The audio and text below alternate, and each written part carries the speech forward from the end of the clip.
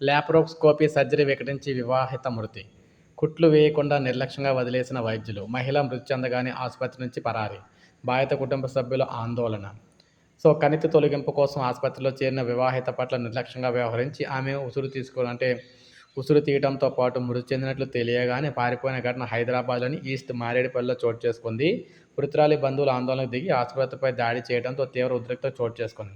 Malkajgiri zone ACP Yadagiri Reddy, Tukaram gate CI Basheer Ahmed తెలిపిన వివరాల ప్రకారం కాచిగూడ కుడ్బిగూడకు చెందిన వికాస్, దివ్యలకు 11 సంవత్సరాల కిందట వివాహమైంది. సంతానం కలగకపోవడంతో ఈస్ట్ మారేడుపల్లిలోని బృందావన్ ఆసుపత్రిలో చికిత్స పొందుతున్నారు. దివ్య గర్భాశయాల పెరిగిన కణితిని లాప్రోస్కోపీ ద్వారా తొలగించాలని వైద్యులు గీతాంజలి, శ్రీకాంత్ చెప్పడంతో ఆత్రి దివ్యకు ఆసుపత్రిలో చేర్చారు. సోమవారం ఉదయం ఆమెను ఆపరేషన్ థియేటర్ తీసుకెళ్లి వైద్యులు కణితిని తొలగించే ప్రయత్నం చేశారు.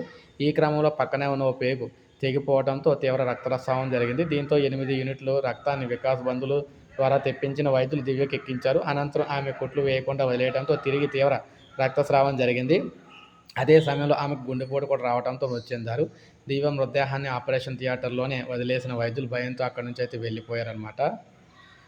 ఏది ఏమైనా మొత్తంగా చూసుకున్నట్లయితే ఒక నిండు ప్రాణాన్ని అయితే బలి తీసుకునే విధంగా పెను ప్రమాదం అయితే చోటు చేసుకుంది హైదరాబాద్లో. ఇప్పుడే మనకి అప్డేట్ వచ్చింది. లైక్ చేయండి, అందరికీ తెలిసింది. సబ్స్క్రైబ్ చేసుకోవాలి, మన ఛానల్ సబ్స్క్రైబ్ చేసుకోండి.